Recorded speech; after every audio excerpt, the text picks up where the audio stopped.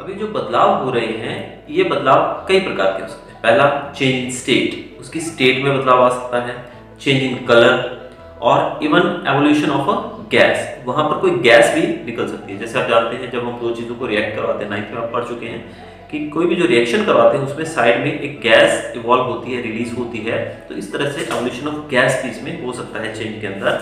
और चौथा जो इसमें है वो है चेंज इन टेम्परेचर, कि टेम्परेचर भी बदल सकता है। तो ये जो हमने अपने आजू बाजू जो भी हम देखते हैं यहाँ पर तरह तरह के हमें केमिकल रिएक्शंस चेंजेस देखने को मिलते हैं।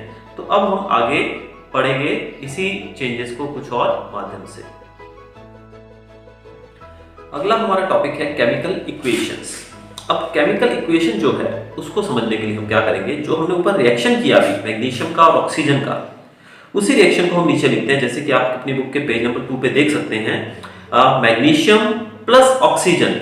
जब मैग्नीशियम को ऑक्सीजन के साथ मिलाया जाएगा तो बनेगा हमारा मैग्नीशियम ऑक्साइड। यानी कि जो मैग्नीशियम और ऑक्सीजन है they are called the reactants. ये रिएक्टेंट्स हैं क्योंकि ये दोनों एरो के लेफ्ट साइड में है, इसलिए इन दोनों को रिएक्टेंट्स कहेंगे। और जो राइट साइड में हमको जो मिल रहा है that is magnesium oxide, it is called the product. तो जब रिएक्टेंट्स को रिएक्ट करवाया गया तो हमें प्रोडक्ट मिला मैग्नीशियम ऑक्साइड। तो इस प्रकार से हमें मैग्नीशियम ऑक्साइड प्रोडक्ट के रूप में मिला जब हमने मैग्नीशियम और ऑक्सीजन को मिलाया। तो इस तरह से जो सब्सटेंस है वो केमिकल चेंज के अंडर वो किया, यानी कि वो जो सब्सटेंस है वो उसके अंदर केमिकल चेंज हुए इस रिएक्शन के अंदर। ठीक है, अब कौन कौन से जो सब्सटेंसेस थे जिनके अंदर चेंज हुआ, एक था मैग्नीशियम और दूसरा था ऑक्सीजन। तो मैग्नीशियम और ऑक्सीजन के अंदर जो चेंज हुआ इसीलिए हम इनको रिएक्टेंट बोलते हैं। और जो नया सब्सटेंस बना वो बना हमारा मैग्नीशियम ऑक्साइड, जिसको हम प्रोडक्ट बोलते हैं, जो इन दोनों के रिएक्शन से हुआ। यानी कि इन दोनों के रिएक्शन के बाद हमारा जो प्रोडक्ट बना दैट इज मैग्नीशियम ऑक्साइड। तो मैग्नीशियम ऑक्साइड जो है वो प्रोडक्ट है और मैग्नीशियम और ऑक्सीजन जो एरो के इस तरफ है, लेफ्ट साइड में है, उनको हम रिएक्टेंट्स कहेंगे। अब ये जो इक्वेशन आपने देखी ये काफी लंबी, यानी कि हम जब हर एक सब्सटेंस का नाम लिखेंगे, मैग्नीशियम प्लस ऑक्सीजन, फिर एरो देके हम लिखेंगे मैग्नीशियम ऑक्साइड, ये काफी लंबा हो जाता है। तो इसको सिंबॉलिक फॉर्म में भी इसको रिप्रेजेंट किया जा सकता है। अब जैसे आप जानते हैं कि पहले इक्वेशन को पूरा कैसे किया जाता है, यानी कि एक तरफ हमने सब्सटेंस का नाम लिखा, यानी कि पहले हमने मैग्नीशियम लिया तो पहले मैग्नीशियम लिखेंगे, फिर जो रिएक्टेंट उसके साथ रिएक्ट होने वाला है, यानी कि दूसरा रिएक्टेंट हमारा है यहाँ पर ऑक्सीजन, तो मैग्नीशियम प्लस ऑक्सीजन आएगा और उसका जो प्रोडक्ट बन रहा है वो है मैग्नीशियम ऑक्साइड। और उससे पहले हमारा एक एरो आएगा जो हमको बताएगा कि जब हमने मैग्नीशियम और ऑक्सीजन को रिएक्ट किया तो हमें प्रोडक्ट के रूप में मिला मैग्नीशियम ऑक्साइड। तो इस प्रकार से हमारी जो रिएक्शन है वो पूरी होती है।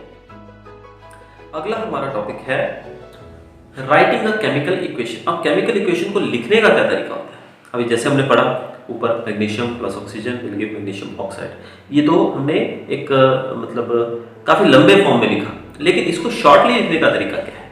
अब इसको छोटा करने के लिए हम इन पर्टिकुलर वर्ड्स के जो सब्सटेंसेस है उनके हम सिंबल्स का यूज करेंगे। जैसे कि मैग्नीशियम के लिए यूज होता है Mg, ऑक्सीजन के लिए यूज होता है O2, और जब हमारा जो प्रोडक्ट बना है दैट इज मैग्नीशियम ऑक्साइड उसके लिए हम यूज कर सकते हैं MgO, मैग्नीशियम ऑक्साइड।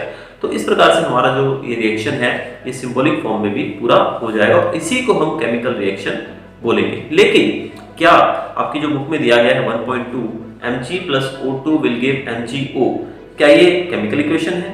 तो इसका जवाब है no, this is not a chemical equation, ये केमिकल इक्वेशन नहीं है।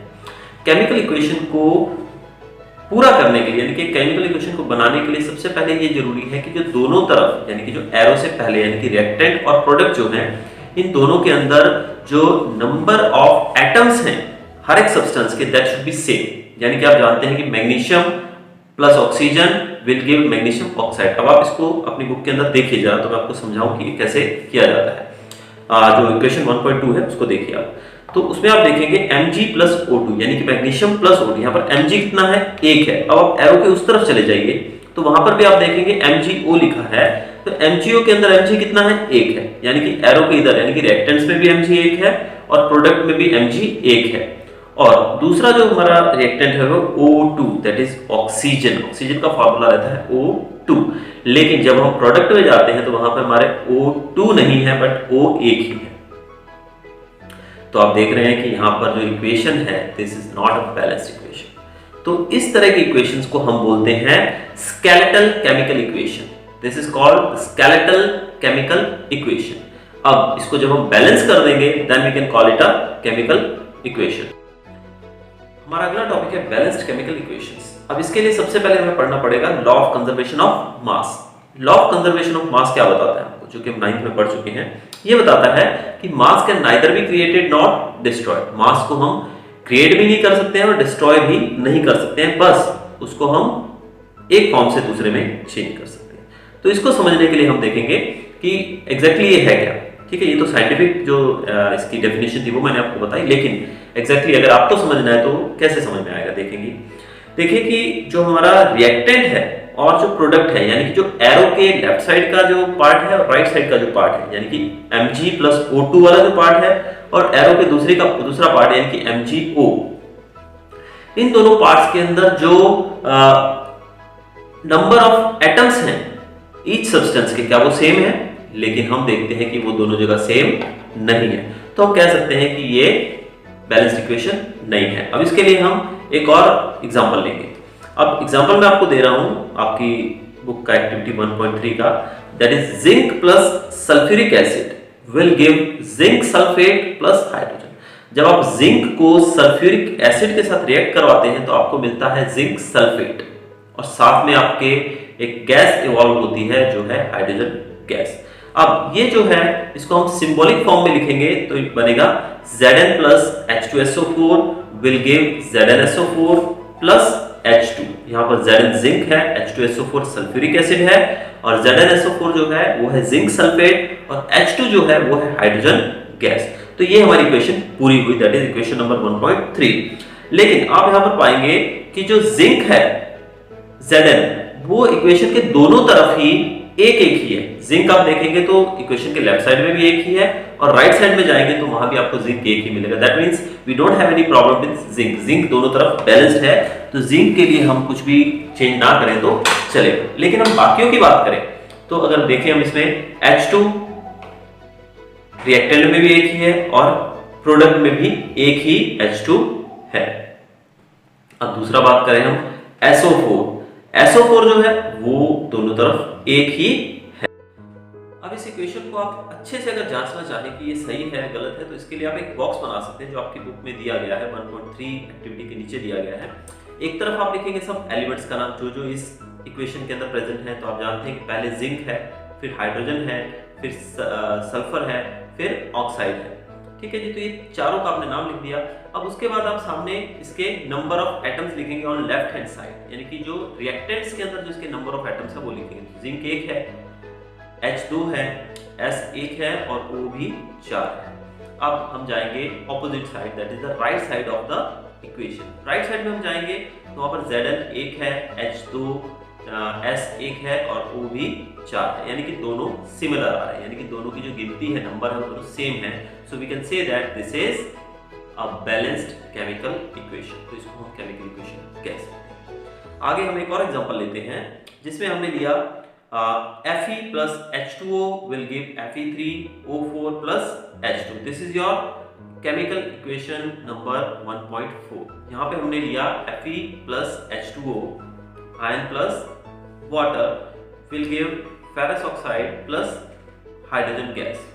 तो अब ये जो इक्वेशन है इसमें आप देखेंगे कि Fe दोनों तरफ, एक तरफ 3, राइट साइड में 3 है और लेफ्ट साइड में 1 ही है, और वाटर जो है H2O उसमें से आप देखेंगे H2 लेफ्ट साइड में है 2, हाइड्रोजन के 2 एटम्स हैं, और राइट साइड में जाएंगे वहां भी आपको हाइड्रोजन के 2 एटम मिलेंगे। लेकिन ऑक्सीजन की बात करें तो ऑक्सीजन लेफ्ट साइड में हमारे 1 ऑक्सीजन का एटम है, लेकिन राइट साइड में हमारे यहाँ 4 ऑक्सीजन के एटम देखने को मिल रहे हैं। तो we can say that this is not a balanced chemical equation. ये बैलेंस्ड केमिकल इक्वेशन नहीं है। तो इसको बैलेंस्ड कैसे करेंगे? तो सबसे पहले हम स्टेप बाय स्टेप जाएंगे। तो इसको बैलेंस करने के लिए सबसे पहले हम एक बॉक्स बनाएंगे, जैसे कि आप अपनी बुक के अंदर देखकर चलते जाइएगा। 1.5 जो एक्टिविटी दी गई है उसको देखेंगे। अब स्टेप 1 दिया गया है जो, तो उसमें हम बॉक्स बनाएंगे।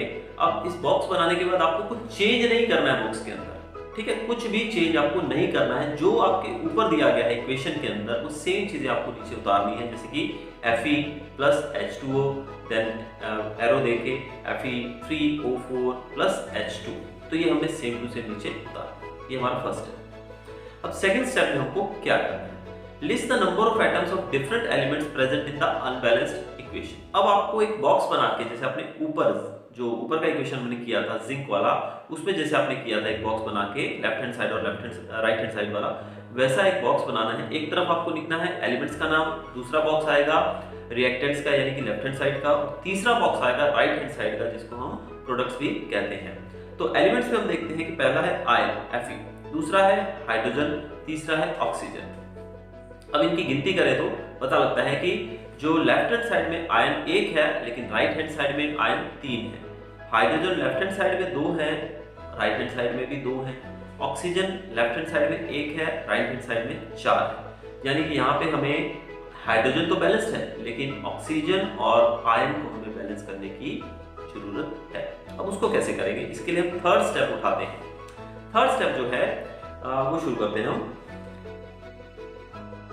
थर्ड स्टेप में हम क्या करेंगे, सबसे पहले जो केमिकल इक्वेशन है उसको बैलेंस करने के लिए जो सबसे हाईएस्ट पावर वाला जो रहता है इसमें सब्सटेंस, यानी कि जिसकी जो गिनती है, जो एटम्स ज्यादा है सबसे, हम उसको सबसे पहले लें तो वो सबसे बेहतर रहता है। तो इस इक्वेशन में आप देखेंगे तो इसमें आपको देखने को मिलेगा कि जो सबसे ज्यादा जो पावर है, यानी सबसे ज्यादा जो एटम्स है वो आपको देखने को मिलेंगे Fe3O4 के अंदर। तो हम इसको अलग अलग तो नहीं ले सकते, एक साथ ही लेना पड़ेगा। तो हम इसको ले रहे हैं Fe3O4 को। तो इसके अंदर हम देखते हैं कि मैक्सिमम नंबर ऑफ एटम्स देखने को हमें मिल रहे हैं, मैक्सिमम एलिमेंट्स हमें इसके अंदर एटम्स इसके अंदर देखने को मिल रहे हैं। अब इसमें हम एक बॉक्स बनाएंगे आगे, जिसमें एक तरफ लिखा जाएगा एटम्स ऑफ ऑक्सीजन, फिर रिएक्टेंट के अंदर और प्रोडक्ट के अंदर, क्योंकि हमें पहले ऑक्सीजन को बैलेंस करना है कि ऑक्सीजन सबसे ज्यादा एटम्स ऑक्सीजन के, यानी 4 एटम्स है ऑक्सीजन के, तो इसको बैलेंस करेंगे। तो एटम्स ऑफ ऑक्सीजन जो है पहले इनिशियल और टू बैलेंस, यानी कि रिएक्टेंट के अंदर कितने ऑक्सीजन है, यानी कि रिएक्टेंट में जो ऑक्सीजन है वो है हमारा H2O, तो O वहां पर एक ही है। तो इनिशियली यानी कि हमारे पास एक ऑक्सीजन है, लेकिन प्रोडक्ट के अंदर कितने हैं Fe3O4, यानी कि यहाँ पर O 4 है। हमारे पास यहाँ प्रोडक्ट में 4 है और रिएक्टेंट में 1 है, यानी कि 1 से हमें 4 करने हैं।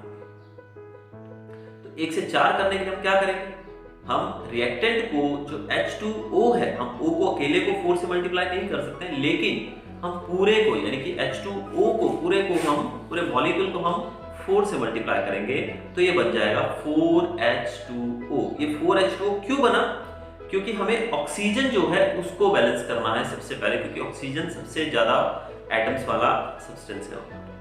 तो ये कैसे हुआ, फिर से एक बार दोहरा रहे हैं हम लोग कि एक तरफ लेफ्ट हैंड साइड में ऑक्सीजन कहाँ है H2O के अंदर, और राइट हैंड साइड में ऑक्सीजन कहाँ है Fe3O4 के अंदर।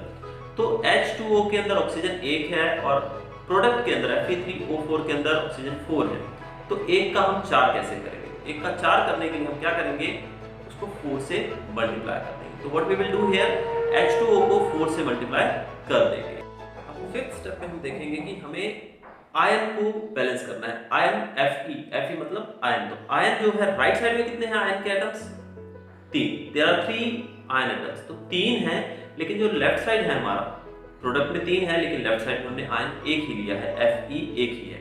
तो 1 का 3 करना हमें आसान रहेगा। तो जो लेफ्ट साइड है वहां पर हम Fe को 3 से मल्टीप्लाई करेंगे, यानी कि वहां पर हम 3Fe लिख देंगे। तो इक्वेशन बन जाएगा हमारा 3Fe plus 4H2O will give Fe3O4 plus 4H2। तो ये आपका इक्वेशन है 1.8। तो इस तरीके से हम ये इक्वेशन को बैलेंस कर चुके हैं।